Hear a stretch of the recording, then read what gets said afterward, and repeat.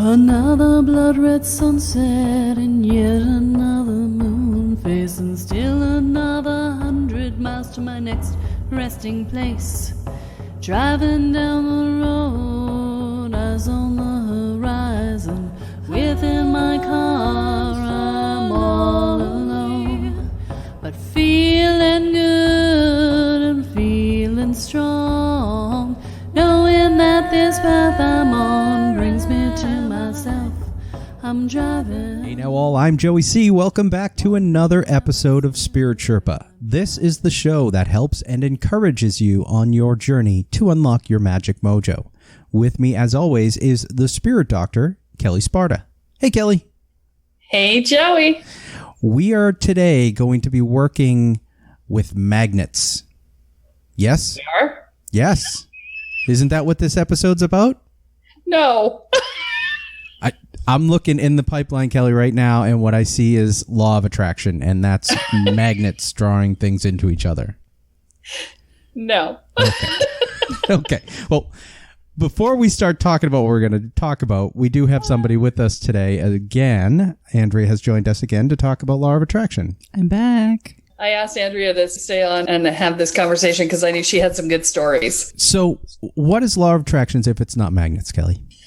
So law of attraction, it depends on who you ask.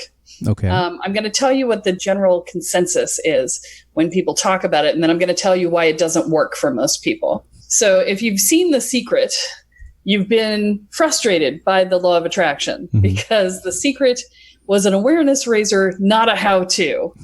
And so basically it just said, hey, this shit works, but it didn't tell you how. If you have happened across the Abraham Hicks work, Esther Hicks is a channel for an entity called Abraham, and she has been channeling Abraham for, it's got to be 30, 40 years now. As long as I can remember. I remember listening to it when I was like 10, 12 years old. So that is the authority on law of attraction. That is where the whole construct came from, is from her channelings with Abraham. The law of attraction says, if you put your intention out into the world, then you can create what you focus on. And that's how most people will tell you it works. And that is a partial truth. And we're going to talk about why it's only a partial truth in this episode. What does that mean? So as a partial truth, what it means is that creating the intention and sending it out into the world is only part of the process. The process is actually more complex than that and much more simple than that. Mm-hmm. The act of creation is important in terms of you have to know what it is that you want, which for most of our listeners is going to be the biggest challenge because we often don't know what we want. But you have to know what it is that you want. You have to state it clearly and succinctly, preferably. Not too many details. And then you have to intend it, which is focusing your energy behind it. And then you have to release it into the world. And this is where most people fuck it up because they'll release it and they'll go, oh, but, and they'll pull it back and they'll tweak it and then they'll send it back out again. Oh, but, and they'll tweak it and they'll send it back out again. Oh, but, and they do this over and over and over again. And eventually the universe just goes, yeah, whatever. Let me know when you're done. And it ignores you because you didn't actually let it go. Mm-hmm. Now, let's assume that you actually let it go. And then it becomes the willingness to be aware of the requests that you've made and to pay attention to the world around you so that it can show up. Mm-hmm. Because a lot of people miss their manifestation showing up because they're not paying attention. And the other half of it is you have to be willing to receive it. Because if you're not willing to receive it, you're not going to get it. Okay. So all of these things going together create the law of attraction. Now it's, I actually have a 2-hour class on this that I've done because it's complicated. I could spend days talking about this. Esther Hicks has spent 30 years talking about this, but that's the general concept. Okay. The piece that you have to keep in mind is that the more you believe it is coming, the more you reinforce. Like my theme for the longest time in my life was I live a charmed life. Magic things just happen to me in a good way. the more you believe that that's true, the more you open up to the possibilities, the easier this stuff comes to fruition. People in my sphere are floored at how quickly and how efficiently I can get things to show up. In the spells, intentions, and manifestations episode that we did, we've talked a little bit about this. So you probably remember that if you heard that episode. Yep. But what I want to talk to you about today is the way in which our evolution and who we believe ourselves to be and what we believe about ourselves impacts that, and the ability for that energy to come back to us. On the receiving side of things, that's when a lot of us fall down, is the willingness to receive it. Mm-hmm. And the ability to see ourselves as having it. So I'll give you an example of what I'm talking about.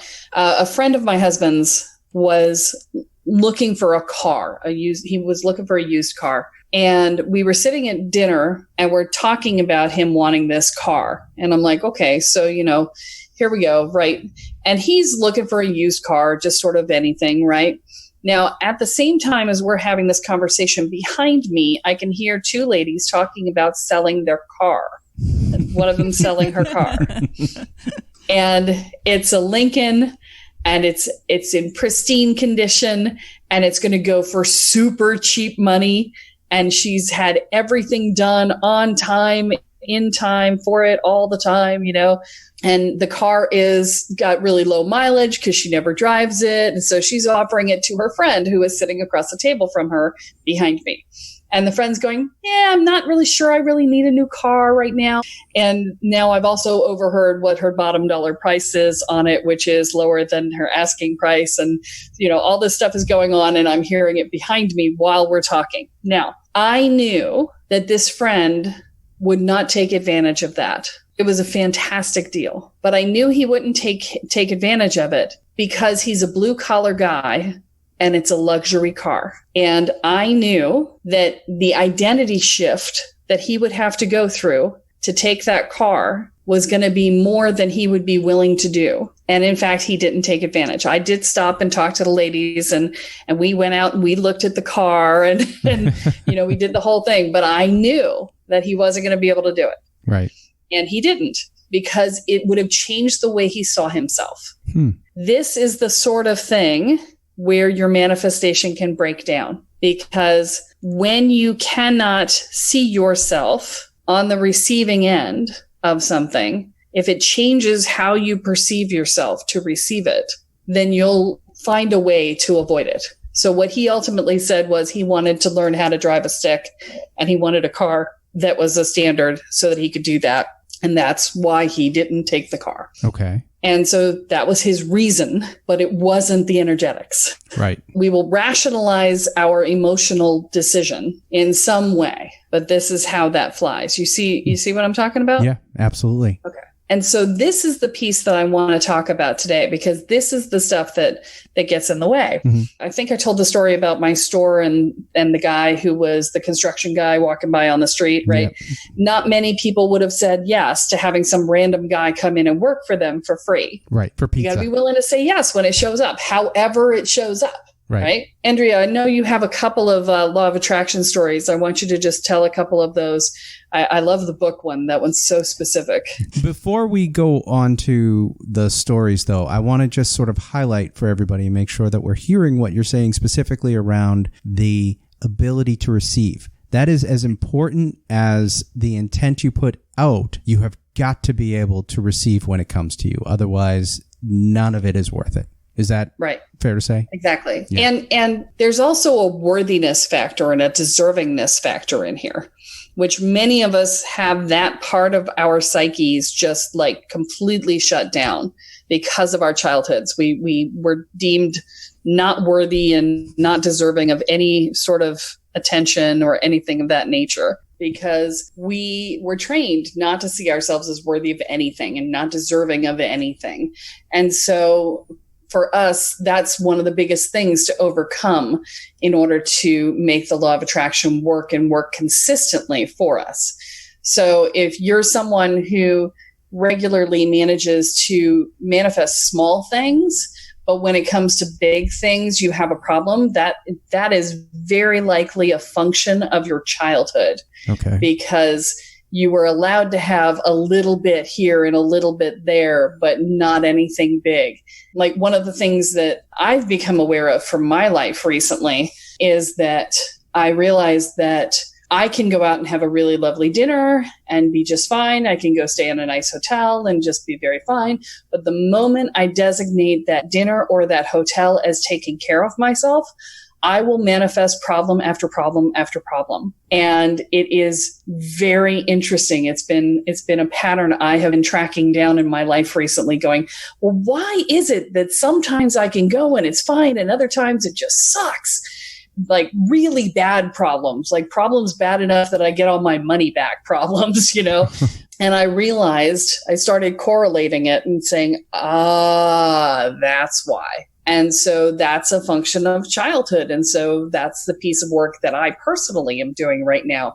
I'm going back in and digging that out and looking at the worthiness and the deserving piece and the caretaking of self piece and going, okay, let's figure out what's going on here and get that fixed, because that's not okay. This is the sort of thing that you want to be paying attention to as you're doing your law of attraction stuff. Keep notes. Notice when it works and notice when it doesn't. Look for patterns in terms of what works and what doesn't.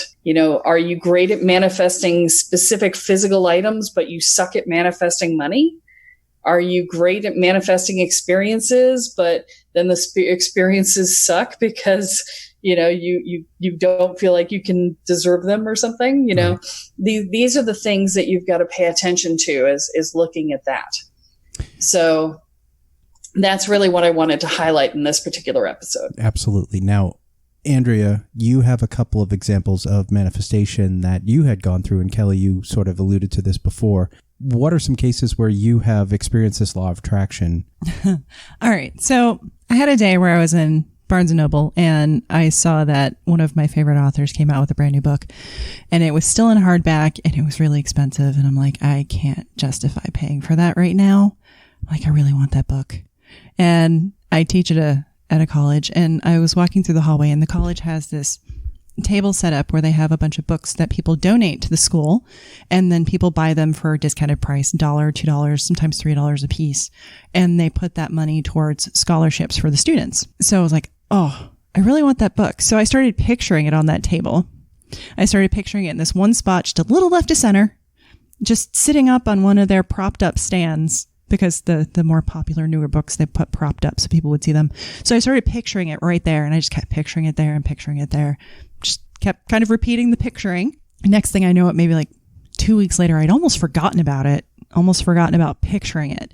And I'm walking down the hallway, and I look at the table, and I'm like, no way. Right in the spot where I freaking saw it in my head, it was sitting right there, a little left of center, right on the propped up stand was the book that I wanted. I was like, oh, yes. Thank you. Thank you, guys.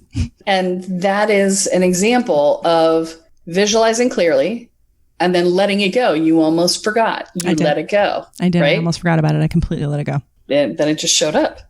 I did. Okay, let's finish the cycle then. Did you buy the book? Of course. Okay. It was only $2. No, I'm just saying it was willingness to receive. No, ask me if I read it yet. I have to manifest the time for that. Right. So now tell us the story about the car. Oh, yeah. Why am I the cautionary tale? I don't know, Andrea. Why are you the cautionary tale? I was trying to be realistic. All right, so I had a car that it was getting towards its last leg. Stuff was starting to go wrong with it. It wasn't terrible, but it wasn't great either. And it was a car that I was behind. I owed more on it than it was worth. So at the time I couldn't trade it in for another because I wouldn't be able to afford another one with the backwards amount sitting on there. And every once in a while, as I'd be driving this car, something would happen. I'd be like, I just need to get into a car accident that is bad enough that the car is totaled, but no one gets seriously injured. So I'm like picturing the kids walking out of the car fine, no one getting seriously injured, but the car being totaled. And I did this several times in exactly the same way. Something would happen and I would just throw out there, I need to get into a car accident. Bad enough, not now, guys, bad enough that the car is totaled, but no one gets seriously injured. And I think I did this 3 or 4 times and just threw it out there. And I don't know how long in between of saying this before it actually happened. There was a day I was in the car alone. I was driving home from work. Someone rear-ended me, and they did it pretty freaking hard. I was at a dead stop on a highway, and they were going really fast. They just plowed right into the back of the car. And so it was hit hard enough to total it, and I walked away with a concussion and whiplash. So when Andrea told me the story just before we got onto the podcast, I said, why did you ask to be injured? I figured it had to be realistic. And I pointed out that, the cars get totaled all the time without any injuries. And then I knew several people who had totaled their cars without any injuries. That may have actually been a deserving piece. Like, oh, I have to pay for it somehow. So I did it with a physical injury. Right. And this is exactly what I'm talking about, right? Yep. That, and we talked about, I don't actually think you were on that episode, but we talked about how one of the side effects of having been raised in a challenged environment is that your sense of self-preservation is not so great. Yeah, I'm still working on that one. Yeah. And, somebody who was not raised in the environment that you were raised in would probably have said, without any injuries. Right? And for those of us who come up from places where, getting hurt is sort of par for the course. Yep.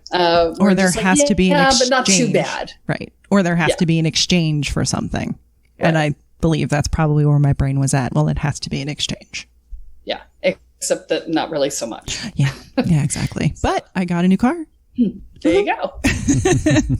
So again, thank you guys. Yeah. So just before my walkabout, I was getting ready to go out on walkabout. I didn't know it was walkabout at the time. I just knew that I was going to Starwood and I was not coming back anytime soon. And I was actually working an event for a medium, and I was just being his registration person in Providence, Rhode Island. And my car was in the parking garage. Now, I had a laptop that was worth maybe $50 in the back of the car. It had been given to me by a friend of mine's boyfriend because, it wasn't worth anything anymore. He was a tech guy and buys everything top of the line. And, this thing was like 6 years old. And I had gotten a hit to back it up. And so I had just backed it up and it was sitting in the car, and someone broke into the car and stole the laptop. I called my insurance company to see if there was anything they could do for me. I was hoping I might get a little bit of money for it. Turns out they had a replacement plan coverage. And if I could get a copy of the original bill of sale for the purchase of the laptop, that they would reimburse me based on that. Well, the guy ran a tech company, so he had a copy of the bill when he bought it, and he gave it to me. And I sent it in to them, and they gave me $1,900 for my $50 laptop because it was replacement value. And I really wanted to find the guy who had broken into my car and given $50 as a thank you, because that money was enough to pay off my car loan and to provide me with a nest egg to go on walkabout, because I had zero money in the bank. And so I think it was 19, might have been 17, but it was somewhere in that vicinity, but a lot of money for me at the time. And I had no idea that I had replacement value on my car insurance. I didn't even know that they would do that. That's cool. That is very cool. And that wasn't even something you were manifesting in that case. You weren't actively even looking for it. Well, so here's the thing, is that sometimes we manifest things without meaning to manifest them. So I had been on a path at the time that was very clearly set. If I look back, it was very clear that I was taking certain steps. I had given up my apartment and I was living with other people. different person every night sort of thing. And I had tried to find another apartment and couldn't. I had admitted that I really didn't want to keep all the crap that I had put in storage that was costing me $100 a month, and had given it all away. And just after I had scheduled it, but before I had done it, I found in a book at one of my students' houses that I was staying at was Lame Deer Seeker of Visions, said the apprentice shaman just before his final vision quest gives away everything he owns. And it's like, oh shit. Right. And so, I was already on this path that said, this is what I'm doing. And I wasn't directing the path. Spirit was directing the path. I was just doing what I was told. In the course of doing what I was told, this was brought to me because I wasn't manifesting it. My guides were manifesting it because they were creating the experience for me. I just had a funny realization. What's that? You just said that sometimes we manifest things without meaning to manifest them. In the previous episode, I talked about how I accidentally got myself implanted with an alien device. And I just realized I manifested that without meaning to, because I had not too long before that told my guides I need a way to get to working on the wounds caused by my stepmother. I need a trigger of some sort. And I told them I needed a trigger of some sort. And well, that event very much triggered me. Yeah. I have a girlfriend right now who is being menaced out of her apartment. There is literally a mental patient who has been institutionalized multiple times, who has declared that he will kill her and her partner if they come back to the apartment because they have bothered him. So she is, homeless and trying to deal with that. And I haven't said this out loud to her because she's not in a place to hear it yet, but she's been manifesting this for years. She's for years been telling me that the apartment is too small, that she wants her partner to move. He refuses to move. She's miserable and unhappy and doesn't want to be living in this space. And she's been manifesting this for years. And, but she is blissfully unaware of it in this moment. And I'm fairly certain she's not listening to the podcast. So I think we're okay. But, she's got a lot on her plate right now. I don't think listening to the podcast is part of it, but she's manifested this. I see it happen all the time with people who are unhappy with their jobs, who manifest getting laid off. So it's definitely a be careful what you ask for you will surely get it moment, especially for those of us who are much more energetically inclined. Oopsie. So is there anything you would recommend to people? I mean, is there more to do than just start focusing your intent and allowing yourself to receive? Or is there classes and things that they could take? You talked about The Secret. Is there a book they can read? Well, so Abraham Hicks is pretty widely available on YouTube if you want to listen in on that. Mm-hmm. They talk about the structure of how manifestation works, and they get into a lot of detail. But ultimately, what it comes down to is you gotta work on you. And this is what we've been talking about for the last couple of episodes, is that the more you work on you, the more your magic works in the world, right? If you can't see yourself receiving it, if you can't see yourself becoming the person who would have it, if you think all rich people are assholes, and then you say, I want to be rich, but you don't want to be an asshole, well, now what are you going to do? Right? So these are the sorts of things that you have to really reconcile internally before your manifestations are really going to work. Right. Absolutely. Okay, cool.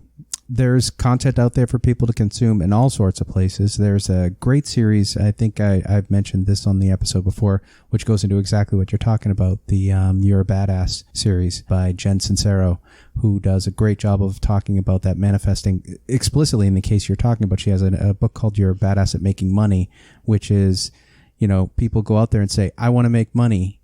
I want to be rich.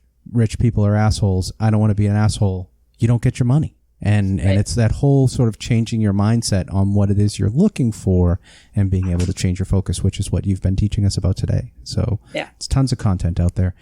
If you've got any questions, folks, if you've got anything you want to ask Kelly with regards to what we've talked about today here with manifestation, you can send her an email. It's Kelly, K-E-L-L-E, at kellysparta.com. And if you're also interested in doing a listener profile, if you've got an idea for an episode, any of that stuff, you can let Kelly know in that way.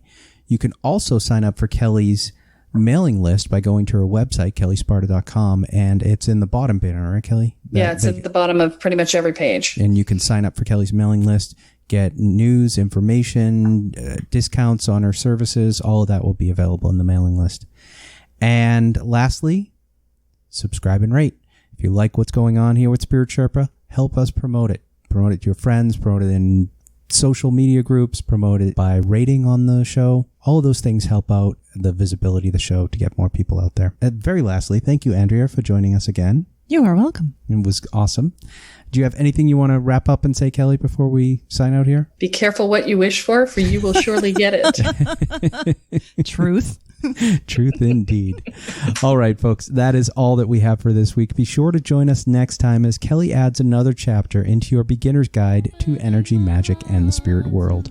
I'm Joey C. here with Kelly Sparta and Andrea, and you have been listening to Spirit Sherpa. So long, everyone. Bye. Bye. Each mile I travel over 13,000 now. I leave behind a little fear. Spirit Sherpa is the sole property of Kelly Sparta Enterprises and is distributed under Creative Commons BY-NC-ND 4.0 license. For more information about this licensing, please go to creativecommons.org. Any requests for deviations to this licensing should be sent to KELLE@KELLESPARTA.com. That's Kelly@kellysparta.com. To sign up or to get more information on the programs, offerings, and services referenced in this episode, please go to kellysparta.com. This episode of Spirit Sherpa has been produced by Honu Voice Productions. And my love and my life and me.